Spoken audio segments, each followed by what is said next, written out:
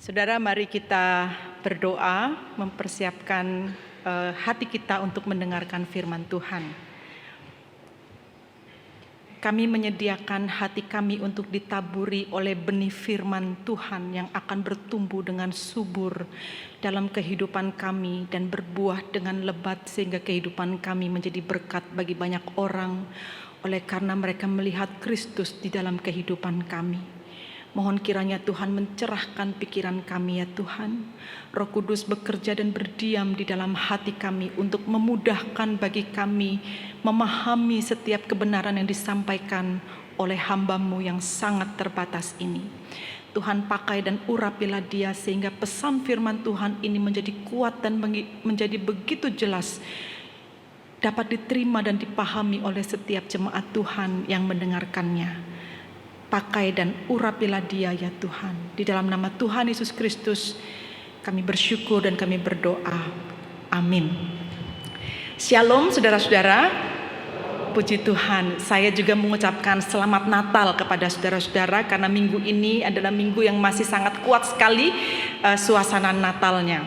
Saudara, tanpa terduga saya bisa melayani saudara-saudara di GKPJ Gereja Kristen Protestan Jambi, dan saya sangat bersyukur sekali bisa hadir di tengah saudara pada saat ini. Bersyukur dan untuk kesempatan ini terima kasih kepada Pak Pendeta John Parengkuan dan juga para majelis jemaat untuk pelayanan ini saudara-saudara. Karena itu saya sebagai Ketua STT Amanat Agung Jakarta membawa salam dan sekaligus ucapan selamat Natal dari keluarga besar STT Amanat Agung Jakarta bagi saudara-saudara di tempat ini. Seraya kami juga mengucapkan terima kasih untuk setiap kerjasama yang terjalin dengan baik selama ini dan akan seterusnya demikian. Ya saudara, doakanlah agar dari STT ini akan terus lahir hamba-hamba Tuhan yang baik dengan kualitas pelayanan yang sangat baik, yang sangat sungguh-sungguh melayani Tuhan dan mempersembahkan hidupnya sebagai hamba Tuhan seumur hidup.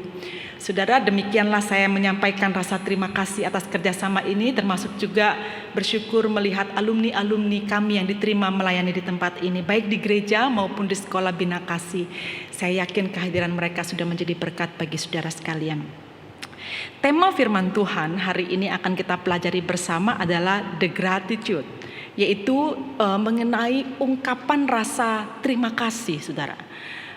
Menyatakan rasa syukur kepada Tuhan. Ini hal yang sangat penting sekali. Dan kita akan melihat tema ini dari perspektif nubuat yang dituliskan oleh Nabi Yesaya. Kita akan buka Alkitab kita dari Yesaya pasal yang ke-9 ayat yang ke-5. Yesaya pasal yang ke-9 ayat yang ke-5. Satu ayat ini saja akan cukup memberikan kepada kita pengertian tentang mengapa kita harus menyatakan rasa terima kasih kita yang besar kepada Tuhan Allah yang hadir bagi kita. Yesaya pasal yang ke-9 ayat yang ke-5. Jika saudara membuka Alkitab saudara dan bisa membacanya bersama dengan saya, mari kita membaca ayat ini, satu ayat ini bersama-sama. Demikian bunyi firman Tuhan.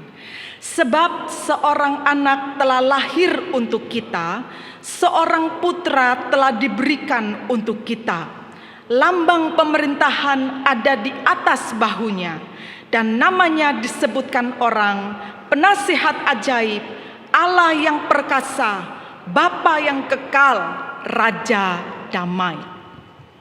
Saudara, kalau saya bertanya kepada Anda semua, kira-kira kalimat apa yang saudara sampaikan kepada Tuhan belakangan ini ketika saudara menyatakan rasa syukur saudara atau rasa terima kasih saudara kepada Tuhan? Pada umumnya orang-orang Kristen ketika dia berdoa dan merasa bersyukur kepada Tuhan, karena dia merasa ada sesuatu yang dia terima, diberikan kepada dia. Nah, umumnya juga apa yang diterima atau apa yang diberikan sebagai jawaban doa dan sebagainya itu hal-hal yang memang bersifat materi pada umumnya. Misalnya saya bersyukur kepada Tuhan karena sudah lama saya berdoa ingin punya rumah, akhirnya Tuhan kasih juga saya sebuah rumah meskipun masih harus dengan cara mencicil misalnya gitu. Tapi dia sudah bersyukur. Atau misalnya ketika dia mengatakan terima kasih kepada Tuhan, saya sudah lama sekali berdoa untuk siapa yang akan jadi jodoh saya dan sekarang Tuhan memberikan orang yang sangat baik dan sekarang kami sudah bersiap akan menikah. Atau hal yang lain ketika saudara merasakan mendapat mendapatkan berkat Tuhan, dan saudara kemudian saudara berterima kasih kepada Tuhan untuk apa yang saudara sudah terima. Umumnya rasa terima kasih kita ini, atau sikap gratitude atau sikap bersyukurnya kita itu seputaran tentang apa yang kita rasakan dalam kehidupan kita sehari-hari ini, yang kita alami, yang kita bisa sentuh dengan panca indera kita. Nah saudara, di dalam salah satu tulisan di dalam buku yang berjudul Confessions atau pengakuan-pengakuan yang ditulis oleh seorang bapak gereja yang biasa dipanggil dengan Saint Augustine atau Santo Agustinus, dia mengatakan demikian, saudara-saudara. Saya bacakan dalam bahasa Inggris, mungkin sudah ada yang lebih mengerti, tapi saya akan terjemahkan. Demikian dia katakan di dalam buku itu. We are thankful that God chose to be with us in Jesus Christ. That in Christ we have not just life, but life abundantly, katanya begitu. Jadi di dalam tulisan ini dia katakan bahwa kita bersyukur, kita berterima kasih kepada Tuhan oleh karena Allah itu memilih untuk tinggal bersama dengan kita di dalam Yesus Kristus. Yang di dalam Yesus Kristus itulah kita ini bukan hanya hidup, tetapi kita memiliki hidup yang berkelimpahan. Itu yang dituliskan oleh Agustinus. Yang saya rasa mungkin kalimat ini, saudara, yang Agustinus tuliskan ini justru luput dari ucapan terima kasih kita kepada Tuhan. Bahwa Tuhan Allah itu datang bersama dengan kita, tinggal bersama dengan kita, hadir di dalam sejarah, lahir di Bethlehem pada satu masa di dalam kehidupan manusia ini demi menebus dosa manusia, dan Allah memilih hadir di tengah manusia melalui Yesus Kristus itu, dan di dalam Kristus itulah kemudian kita bisa mendapatkan hidup, dan kita tidak lagi hidup di dalam kebinasaan, kita tidak lagi dihancurkan oleh dosa, tetapi kita dapat memiliki hidup, dan hidup itu bukan hanya hidup yang saudara jalani ini, tetapi hidup yang berkelimpahan. Wow, itu hal yang sangat luar biasa dan patut disyukuri, melebihi semua rasa terima kasih atas semua berkat yang secara materi saudara terima sampai hari ini. Sadarkah saudara bahwa hadirnya Allah melalui kelahiran Yesus Kristus itu begitu dahsyat efeknya, begitu dahsyat dampaknya dalam kehidupan kita, yang untuknya sebenarnya rasa terima kasih kita ini tidak akan pernah habis apabila kita ucapkan terus, sampai dikatakan oleh salah seorang komposer, walau 1000 lidahku mengangkat pujian kepadamu dan menaikkan syukur itu kepadamu, tidak akan pernah cukup ya Tuhan, katanya. Demi mengatakan ini untuk menjelaskan bahwa apa yang Tuhan berikan kepada kita ini, saudara-saudara, kehidupan yang penuh kelimpahan di dalam kasih Kristus yang sempurna itu, melalui kelahiran sampai kematiannya itu, tidak akan pernah cukup hanya dengan kita mengatakan terima kasih Tuhan. Saudara melihat apa yang sedang ingin Yesaya katakan kepada kita sebagai pesan Natal juga di minggu ini kepada saudara dan saya. Dengan dasar inilah kemudian kita bisa mengerti mengapa kita patut dan selayaknya mensyukuri itu untuk hal-hal yang bukan sekedar sesuatu yang bersifat materi yang kita terima. Ketika bisnis saudara lancar, ketika tubuh saudara sehat, atau ketika saudara mendapatkan berkat-berkat yang saudara doakan, yang saudara minta selama ini. Bukan itu saja. Iya, itu memang membuat kita bersyukur. Tapi ada hal yang jauh lebih prinsip, ada hal yang jauh lebih mendasar untuk kita syukuri, yaitu ketika Allah memilih turun menjadi manusia di dalam diri Yesus Kristus untuk menebus dosa kita agar kita bisa memiliki kehidupan yang berkelimpahan. Demikian yang Agustinus katakan. Saudara, sekitar 600 tahun sebelum kelahiran Yesus, dengan penuh keyakinan Nabi Yesaya menubuatkan bahwa kelahiran Sang Mesias ke dunia ini sungguh merupakan peristiwa yang sangat ajaib sekali. Peristiwa yang sangat mengubahkan kehidupan manusia. Di antara sekian banyak nubuatan tentang Natal yang dikatakan oleh para nabi, saudara-saudara, ya, ada messianic prophecies atau nubuat-nubuat messianik. Banyak teolog mengkategorikan bahwa Yesaya pasal yang ke-9 ayat yang ke-5 ini sebagai nubuat yang paling terkenal dan paling sentral dari seluruh nubuat tentang kelahiran Yesus Kristus, saudara-saudara. Sampai dikatakan oleh salah seorang penafsir demikian, "This is the centerpiece of all the Christmas prophecies." Ini adalah Yesaya 9 ayat 5 ini adalah centerpiece, adalah nubuat yang sangat sentral sekali di dalam perjanjian lama ketika bicara tentang Natal. Nubuat-nubuat tentang Natal ini adalah centerpiece-nya, yang paling sentral. Nah, begitu luar biasanya nubuatan seorang nabi bernama Yesaya ini, saudara-saudara, dan itu terus diberitakan di sepanjang zaman. Mungkin saudara juga sudah berkali-kali mendengarkan khotbah berdasarkan ayat ini. Tetapi yang jelas ayat ini tidak pernah berhenti dan tidak pernah habis-habisnya kekayaannya untuk digali dan disampaikan kepada umat, sehingga dia merasa begitu bersyukurnya hidup sebagai anak Tuhan. Sampai-sampai saudara-saudara di dalam sejarah juga ada seorang komposer besar bernama George Friedrich Handel. Dengan lagu yang sangat terkenal, mungkin kalau saudara adalah anggota paduan suara, itu kalau sudah bisa nyanyiin Haleluya Handel, itu adalah choir yang sangat bergengsi sekali karena memang nadanya sulit, tetapi itu dinyanyikan dengan suara yang begitu bagus, dengan pembagian suara yang begitu indah, dan bersaut-sautan dengan suara yang begitu nyaring, begitu baik, dengan komposisi yang tidak sangat mudah untuk dibaca. Haleluya Handel, orang sangat kenal dengan choir itu, lagu kor itu. Tetapi di dalam satu oratorio, ya, oratorio itu adalah kumpulan lagu-lagu yang ditulis oleh Handel yang dia kumpulkan dengan satu oratorio besar dengan tema Messiah, Mesias. Salah satu lagu terkenal selain Haleluya itu adalah For unto us a child is born. For unto us a child is born. Untuk kita anak itu dilahirkan. Seluruh syair dalam lagu ini berulang-ulang dinyanyikan, itu semua yang tertulis dalam Yesaya 9 ayat yang ke-5. Lagu ini begitu terkenal, saudara. Sebenarnya dalam satu masa, lagu For unto us a child is born itu lebih terkenal daripada Haleluya sebenarnya. Tapi kemudian orang belakangan jauh lebih mengenal Haleluya daripada lagu ini. Tapi yang jelas yang ingin saya katakan, bahwa sampai lagu ini ditulis dalam sebuah oratorio, atau ayat ini dikhotbahkan dari masa ke masa dan tidak pernah habis dan tidak pernah selesai untuk menjadi sebuah berita. Artinya ada sesuatu yang sangat penting sekali di dalam teks ini untuk kita pahami dengan baik. Mari kita perhatikan kekayaan kebenaran apakah yang terdapat di dalam teks ini. Berikut atribut yang dilekatkan kepada anak Allah yang dilahirkan dan dinubuatkan oleh Yesaya melalui tulisan ini, saudara-saudara.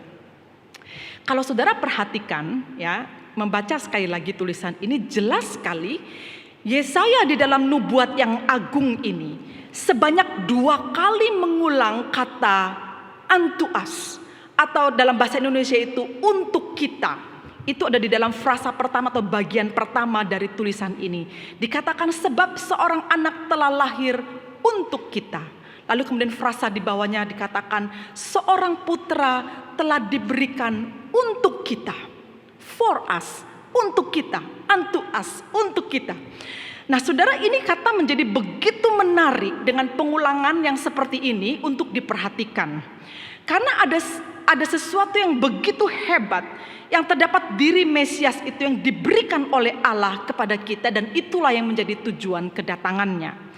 Nah, di dalam bahasa Ibrani, saudara-saudara, kata for us atau for unto us, atau di dalam bahasa Indonesia untuk kita, apabila diterjemahkan secara literal, itu berarti for our good, for our profit, for our advantage. Atau di dalam bahasa Indonesia dikatakan bahwa sesungguhnya ini adalah untuk kebaikan kita, untuk keuntungan kita, untuk keberhasilan kita.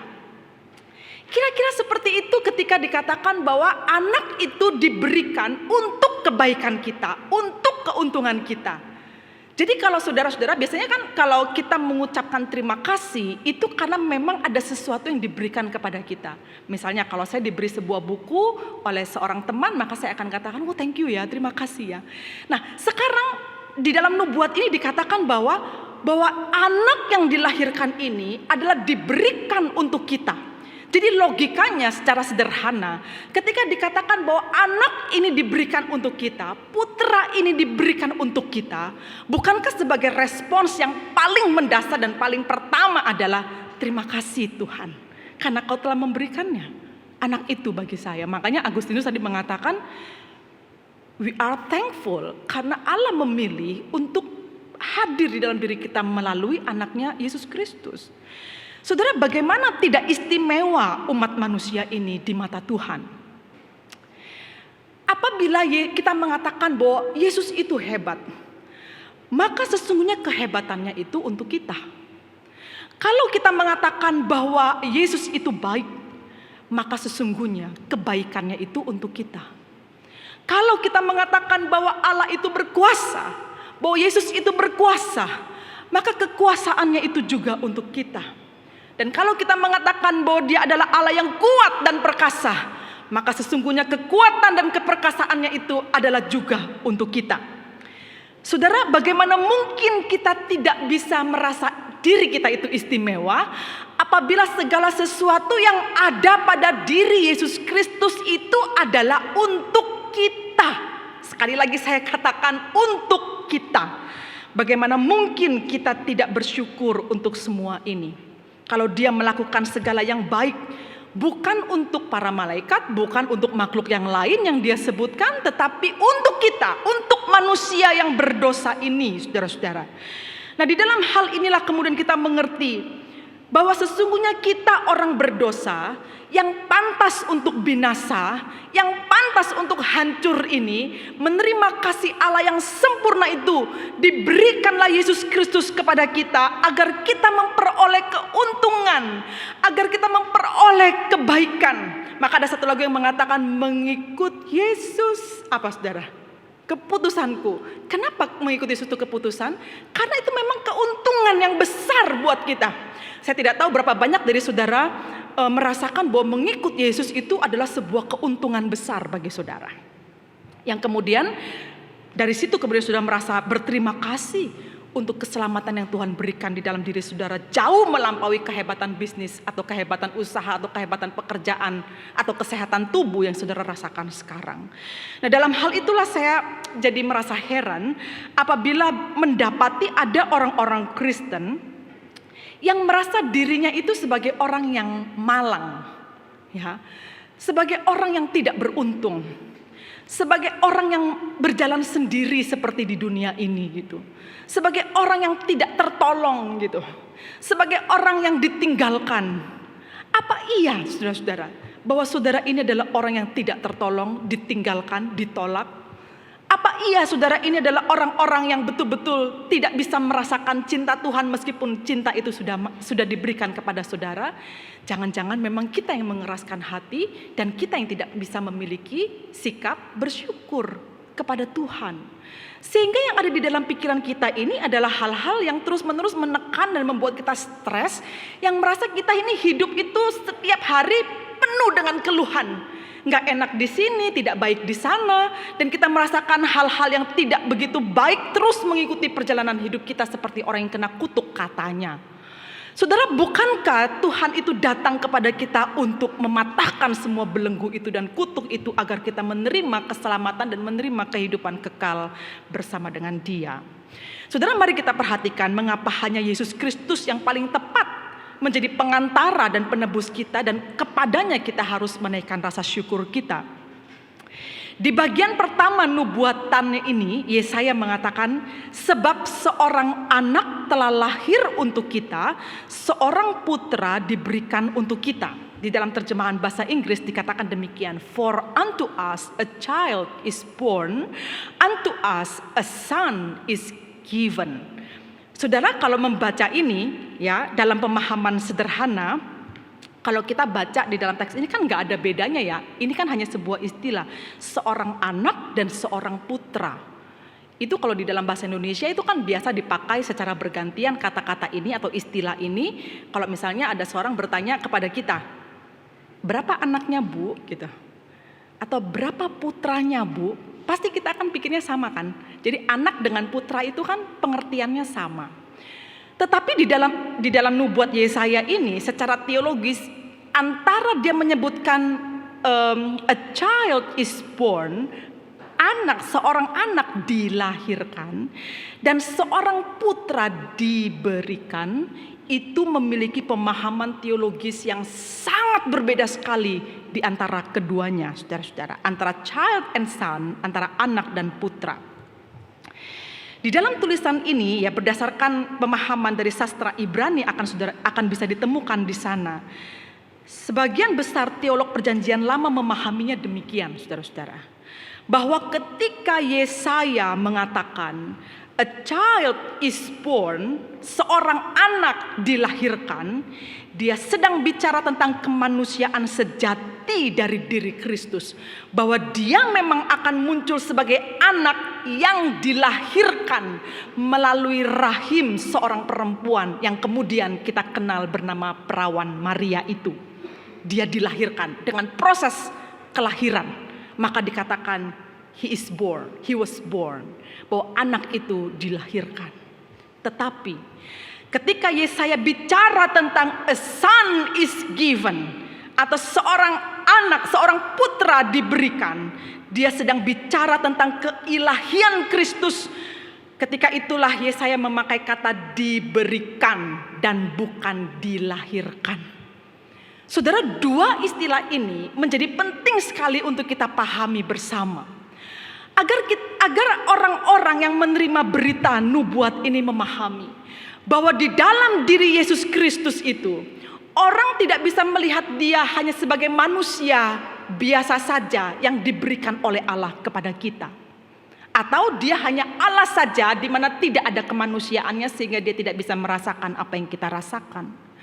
Tetapi di dalam nubuatan ini bergabung satu pengertian yang luar biasa sempurna tentang siapa Yesus yang diberikan oleh Allah kepada kita. Bahwa dia adalah manusia sejati dan dia adalah Allah yang sejati. Dia dilahirkan dan dia juga diberikan.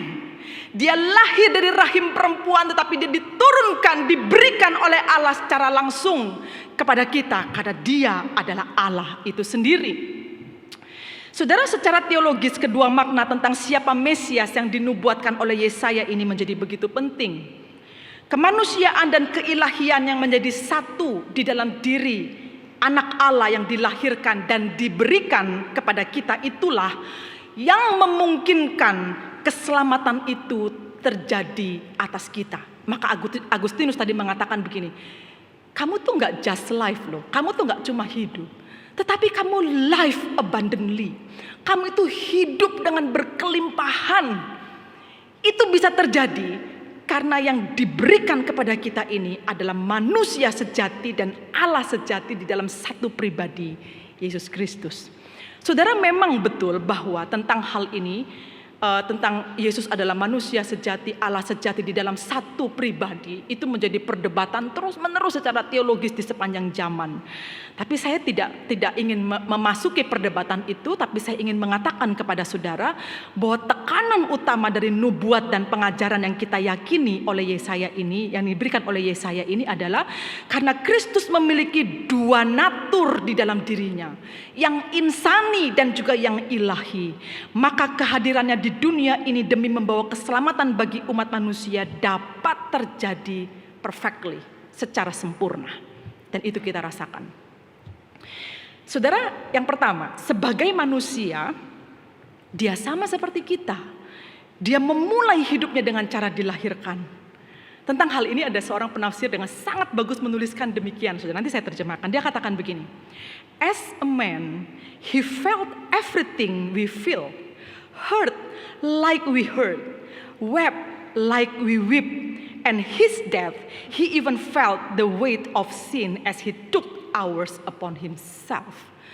Dia katakan bahwa sebagai manusia, Yesus itu merasakan semua yang kita rasakan. Dia terluka sebagaimana kita terluka.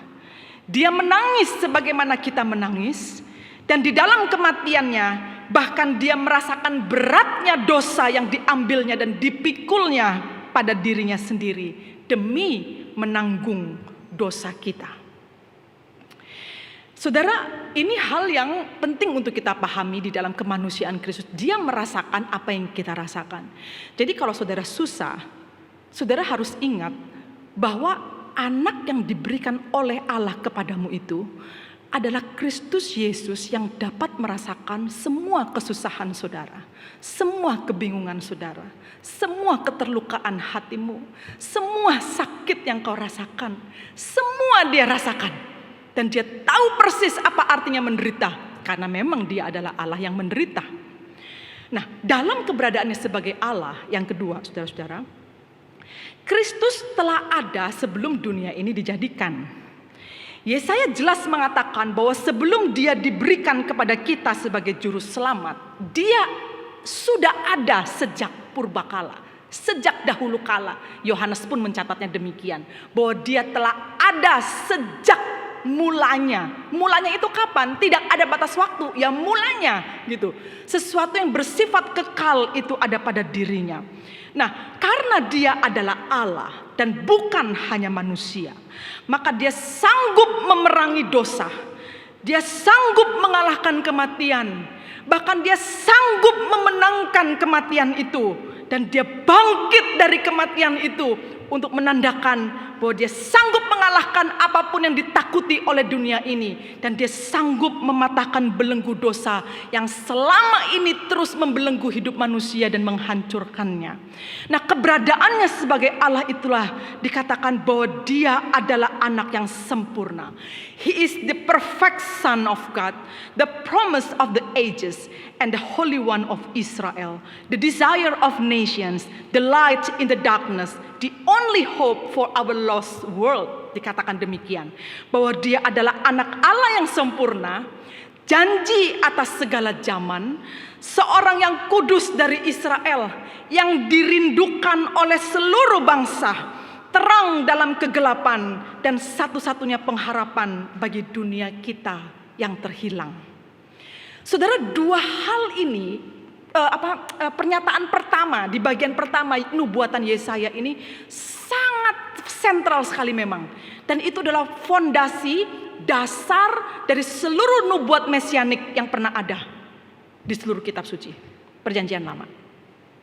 Saudara, dari situlah kita bisa menyadari betapa lengkapnya ketika Allah memberikan dia, Yesus Kristus itu kepada kita. Allah mempersiapkan anaknya sendiri untuk datang menyelamatkan saudara dan saya. Jadi betapa malunya jika kita tidak hidup berpadanan dengan anugerah itu. Atau betapa malunya kita apabila hidup kita sebagai orang percaya ini, yang kita hidupi itu hanya keluhan-keluhan kita. Kok gini sih Tuhan? Kok begitu sih Tuhan? Kok nggak seperti itu sih yang saya maksudkan? Kenapa sih nggak seperti ini yang seperti saya doakan? Kenapa tidak dijawab seluruh doa saya? Bukankah itu yang seringkali kita jalani dalam kehidupan sehari-hari? Tapi apa yang diberikan oleh Allah kepada kita yang sangat besar itu seringkali missing, hilang dari pengertian kita, saudara-saudara.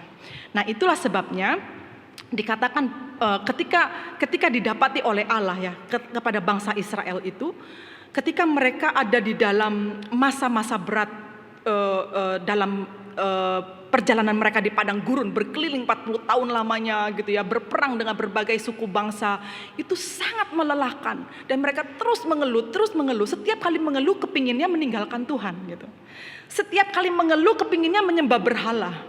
Setiap kali merasa capek, merasa Tuhan tidak menolong, mereka ingin berbalik dan mengkhianati Tuhan. Maka Tuhan mengatakan kepada Israel, engkau bangsa yang tegar tengkuk.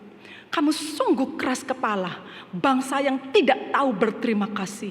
Betapa besar dan betapa banyak yang dilakukan oleh Allah kepada bangsa Israel, namun itu tidak menjadi perhitungan mereka, termasuk ketika Allah membebaskan mereka dari Mesir, malah mereka kepingin pulang lagi ke Mesir untuk bisa hidup dalam jajahan lebih enak ketimbang hidup berkeliling di padang gurun sebagai orang yang telah dimerdekakan. Aneh sekali memang cara berpikir orang berdosa ini, saudara-saudara. Tetapi apabila kita terus dengan cara berpikir demikian, maka kita menjadi orang Kristen yang paling menyedihkan di seluruh dunia. Karena kita tidak merasakan apa yang sebenarnya telah diberikan oleh Allah kepada kita. Dia memberikan kepada kita itu perfectly, sungguh sangat sempurna. Kemanusiaan, insani dan ilahi ada di dalam diri anaknya Yesus Kristus, itu yang diberikannya kepada kita. Sesungguhnya saudara-saudara, di dalam Allah memberikan apa yang sempurna kepada kita itu sungguh terasa berat pada dirinya sendiri. Ini bukan pemberian yang gampang. Ini bukan seperti halnya ketika Allah menciptakan alam semesta ini dan menciptakan kita, saudara-saudara. Ketika Dia dengan berfirman saja, maka dunia dengan segala isinya ini jadi. Kejadian 1 menyaksikan hal itu. Tetapi untuk menebus dosamu dan dosaku ini, Dia tidak hanya dengan berfirman, dengan mengatakan seluruh dosa umat manusia diampuni. Kalau misalnya dosa bisa dilakukan seperti itu, mungkin dilakukannya seperti itu.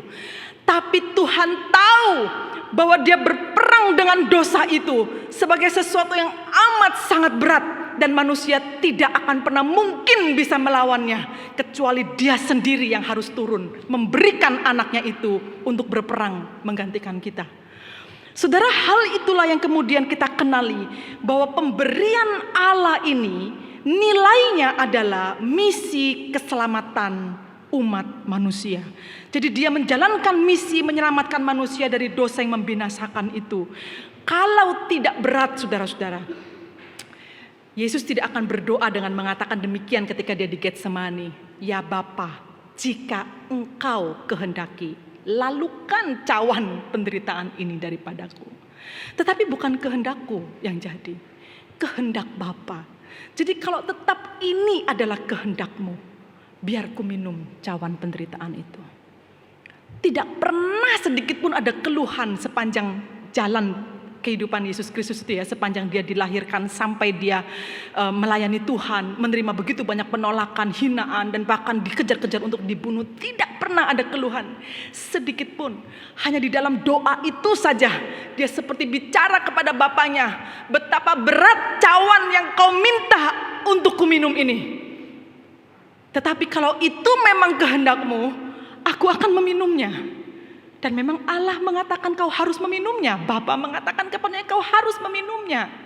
Saudara, dan itu terus berlanjut rasa berat itu. Sampai kalau saudara lihat bagaimana perjalanan salib, maka saudara akan temukan ada satu titik di mana rasanya dia sudah tidak kuat lagi. Dan dia merasa begitu ngeri dosa manusia itu. Sampai dia berteriak, merasakan betapa dia ditinggalkan oleh Bapaknya dengan mengatakan, Eli, Eli, lama sabaktani, katanya. Allahku, Allahku, mengapa engkau meninggalkan aku? Karena disitulah dia merasakan betapa pekatnya dosa manusia itu. Dan itu tertinggal pada dirinya. Dan dia disalibkan untuk itu. Dan dia merasa bahwa Bapaknya memalingkan muka dari dia. Dan untuk itu dia memanggil, Eli, Eli, lama sabaktani. Saudara, panggilan itu untuk mengatakan kepada kita bahwa ketika Allah memberikan anaknya itu kepada kita, itu sesuatu yang amat sangat berat untuk dilakukan bahkan oleh Allah. Jadi apa sebenarnya yang harus membuat kita bersyukur dalam hidup ini, saudara-saudara? Rumah, mobil, villa yang bagus, jalan-jalan ke luar negeri, uang yang banyak, bisnis yang lancar, tubuh yang sehat, itu tidak cukup dan tidak sebanding, saudara-saudara. Rasa syukur yang kita berikan kepada Allah atas pemberian Kristus bagi kita. Kalau saudara bisa menghayati hal ini dengan lebih baik, maka saudara akan mengerti, dengan itulah saudara hidup. Maka hidup seperti apapun yang saudara jalani hari ini, pandemi sehebat apapun yang tidak selesai-selesai sampai hari ini, bisnis yang sesulit apapun untuk dijalani, tubuh yang makin ringkih karena gampang terserang sakit, tidak akan pernah membuat kita berhenti untuk bersyukur. Karena rasa syukur kita bukan berdasarkan hal-hal itu. Rasa syukur kita itu berdasarkan karena Kristus telah diberikan oleh Allah secara sempurna bagi diri kita. Sehingga you are not just life, but you live with life abundantly. You live with a life of abundantly. Jadi saudara-saudara, dengan demikian kita bisa mengerti bahwa dengan demikian kehidupan berkelimpahan dalam keadaan apapun itulah yang kita rasakan. Tidakkah firman Tuhan ini mengajak kita berpikir dan kemudian kita merenungkan, iya ya Tuhan, kenapa kok aku tuh hampir bahkan jarang sekali berterima kasih untuk apa yang Kau berikan kepadaku secara sempurna, yaitu Yesus Kristus. The gratitude, rasa terima kasih itu hal yang sangat mendasar untuk dilakukan orang-orang percaya sebagai first step-nya dia. Seorang bapak gereja bernama Saint John of the Cross, ya. Bapak gereja ini hidup di abad 16, saudara-saudara. Dia banyak sekali menuliskan hal-hal tentang spiritualitas. Orang-orang yang melakukan studi spiritualitas pasti membaca bukunya. Nah, dalam salah satu tulisannya itu dia mengatakan begini, the first movement of genuine spirituality is gratitude. Jadi gerakan pertama, gerakan permulaan dari kehidupan spiritualitas yang genuine, yang murni, yang tulus adalah rasa terima kasih, bersyukur. Bersyukur untuk semua yang Tuhan sudah beri.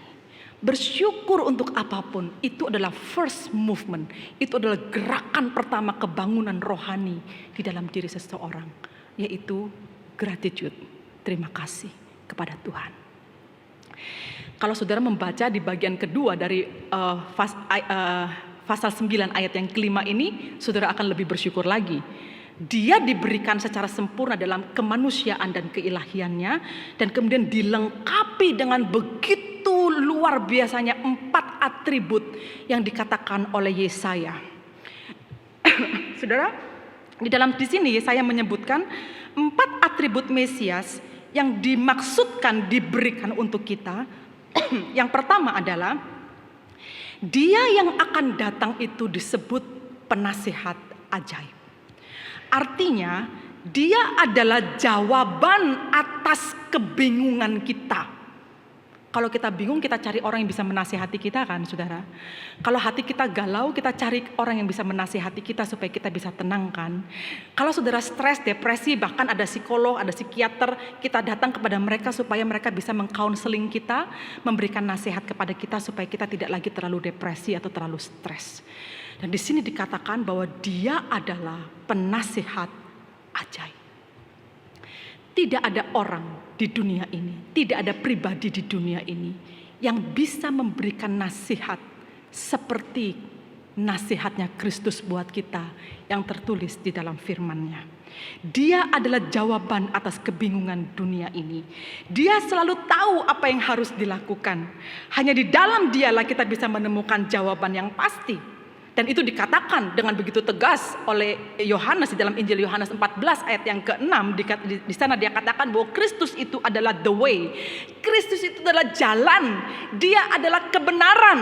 Dia adalah sesuatu yang kita dapat temukan sumbernya.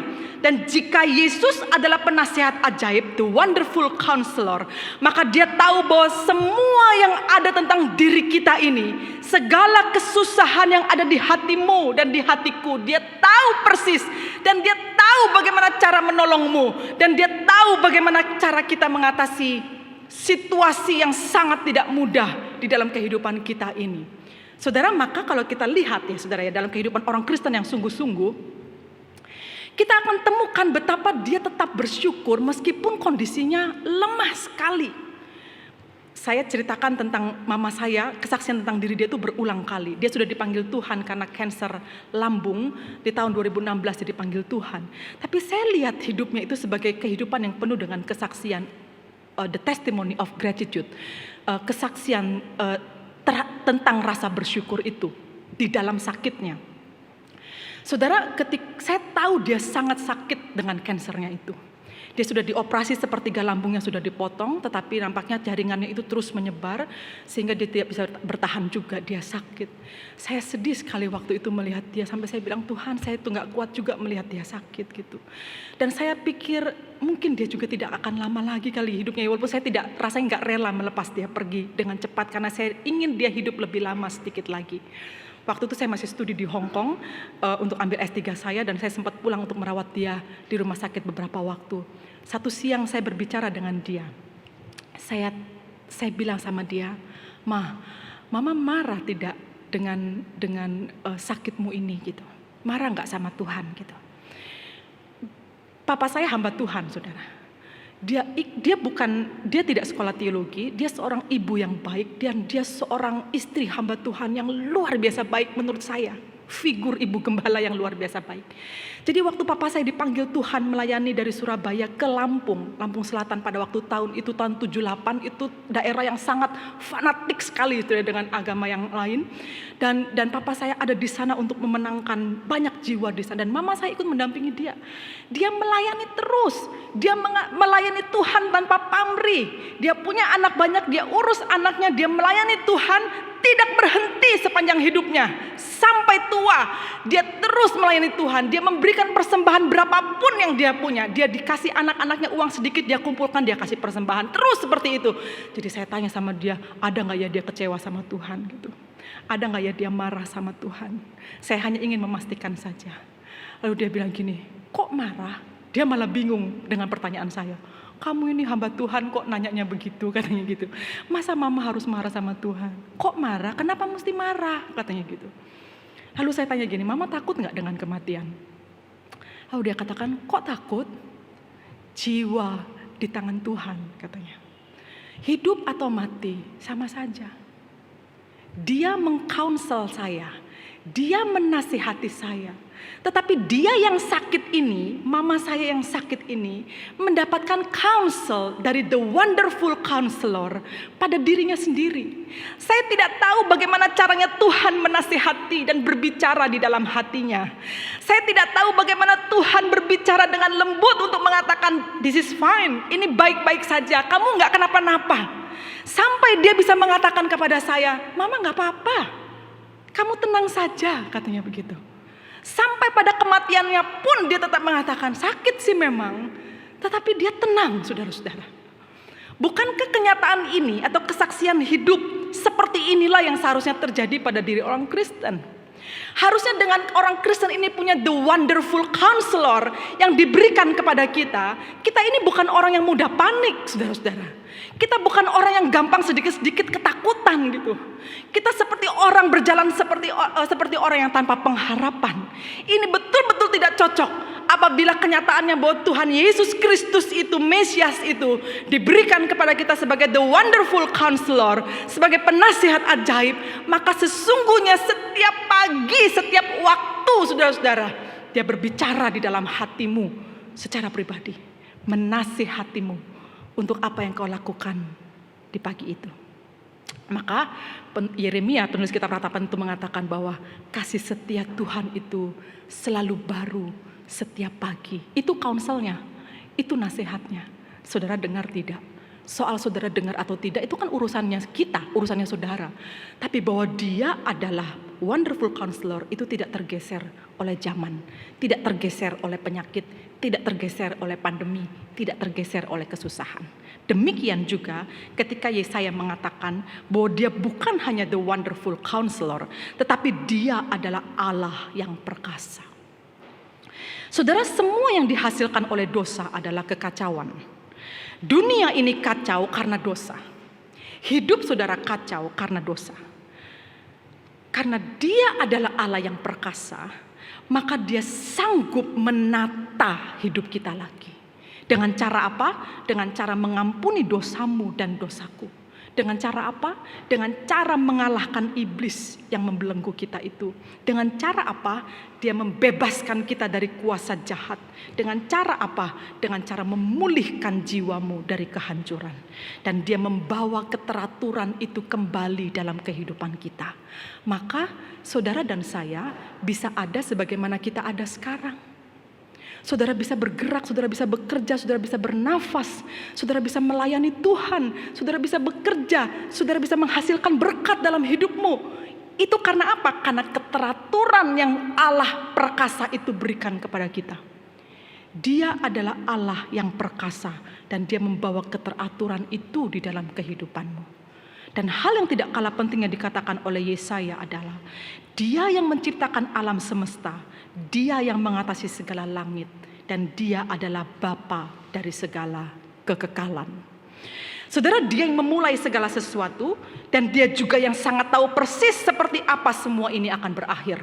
Jadi kalau saudara tahu bahwa Yesus Kristus yang diberikan oleh Allah Bapa kepada kita ini, yang kelahirannya sedang kita rayakan sekarang, bahwa dia adalah Allah yang kekal, dari Bapa yang kekal, dan dia ada bersama dengan Bapanya yang kekal. Yohanes menyaksikan hal itu, bahwa dia anak Allah itu telah ada sejak pada mulanya bersama dengan Bapa. Dan itu jelas sekali mengatakan di dalam kekekalan dia ada. Dan di dalam kekekalan dia dilahirkan. Dan untuk itulah kita bisa memiliki iman yang bersifat kekekalan. Kita bisa memiliki hidup yang bernilai kekekalan. Kita bisa melakukan sesuatu di dalam hidup ini dengan nilai kekekalan. Karena anak itu telah diberikan kepada kita dengan membawa nilai kekekalan itu yang diberikan kepada kita. Maka saudara, dengan membawa nilai kekekalan, hidup yang saudara hidupi ini tidak lagi menjadi kehidupan yang fana, yang habis begitu aja gitu. Tetapi hidup yang saudara hidupi sekarang ini akan nanti ada kehidupan setelah hidup di dunia ini. Yaitu hidup bersama dengan Tuhan di surga. Dan itulah kehidupan yang kita nantikan. Maka benar yang dikatakan oleh Paulus, benar yang dikatakan oleh mama saya, hidup atau mati mana yang kupilih, aku gak tahu. Tapi bagiku hidup adalah Kristus, mati adalah keuntungan. Maka apa yang perlu kutakuti hidup di dunia ini? Gak ada yang perlu ditakuti, karena Tuhan telah memberikan yang terbaik untuk kita. Yang terakhir, saudara-saudara, Yesaya mendeklarasikan bahwa dia, Yesus Kristus, Mesias yang dilahirkan dan diberikan kepada kita ini adalah Raja Damai, Prince of Peace. Bicara tentang damai, saudara-saudara, di mana damai bisa kita temukan di bumi ini? Di mana ada damai itu? Saudara, dari sebelum Yesus lahir hingga lebih dari 2000 tahun setelah dia lahir, hidup damai itu seperti mimpi di siang hari. Banyak negara berperang satu dengan yang lain, bangsa dengan bangsa, suku dengan suku, saudara-saudara. Bahkan di Indonesia berapa kali kita dengar tentang perang suku misalnya. Atau bukanlah tentang suku antar suku atau bangsa antar bangsa. Kita nih antar sesama bertengkar tidak ada habisnya. Atau jangankan antar sesama, kita nih di rumah tangga, suami dan istri nih bertengkar gak ada habisnya, misalnya begitu. Di mana damai? Di rumah kita tidak temukan, di tempat pekerjaan tidak kita temukan, di lingkungan kita tidak temukan, di negara ini tidak ditemukan, ditambah pula pandemi, ditambah pula bencana, makin habislah damai itu. Tetapi Yesaya katakan bahwa Mesias yang diberikan kepadamu itu adalah Prince of Peace. Dia adalah Raja Damai, saudara-saudara. Itu sebagai jawaban atas segala ketakutan manusia dalam kehidupan yang tidak ada damai di dunia ini.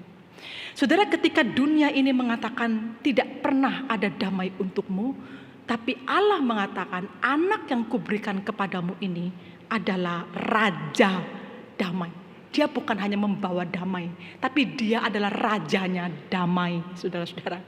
Bagaimana mungkin kita tidak menemukan damai di hati kita apabila Raja Damai itu berdiam di dalam hatimu dan di dalam hatiku.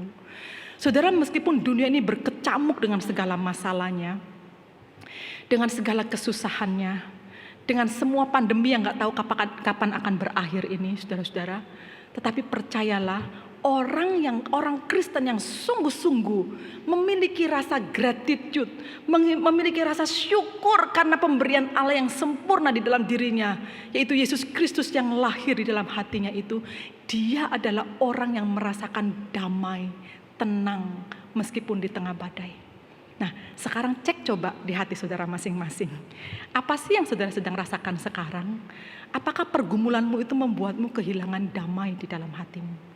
Apakah kamu merasa rumah tanggamu itu kehilangan damai? Apakah saudara merasa bahwa saudara sudah seperti tidak bisa lagi merasakan ketenangan? Jangan-jangan saudara sudah kehilangan arti dari pemberian yang telah Allah berikan kepadamu hari ini. Dan sudah diberikan sebenarnya. Dan firman Tuhan ini mengajakmu kembali untuk merasakannya. Bahwa sesungguhnya apa yang telah Allah berikan kepada saudara ini sungguh sangat sempurna. Maka belajarlah, first step First movement, seperti yang John of the Cross katakan, adalah gratitude. The first movement of genuine spirituality is gratitude. Gerakan yang pertama kali harus muncul di dalam dirimu untuk saudara bisa merasakan satu, the wonderful counselor, ya, penasihat yang ajaib, Allah yang perkasa, Bapa yang kekal, Raja damai. Hal pertama sekali yang harus saudara lakukan adalah gratitude, bersyukur untuk apa yang Tuhan berikan. Apapun, susahkah, senangkah, sakitkah, sembuhkah, sedihkah, gembirakah, sama, semua adalah bagian dari rencana Tuhan untuk kita jalani dalam hidup ini. Dan kalau kita bersyukur, saudara sudah mengerti apa artinya menjadi Kristen. Sebagai seorang yang diselamatkan, sebagai seorang Kristen yang militan, yang sanggup menghadapi badai sebesar apapun. Karena saudara tahu bahwa yang diberikan kepada saudara itu lebih besar dari apapun juga. Amin, saudara. Mari kita berdoa.